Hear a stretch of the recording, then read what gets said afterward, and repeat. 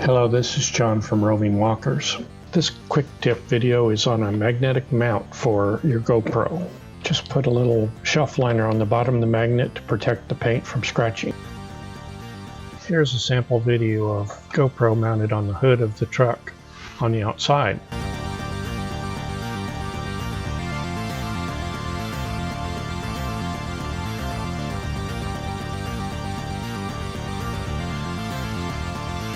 Because the camera's on a magnet, you can just move it to another position and you're ready to go.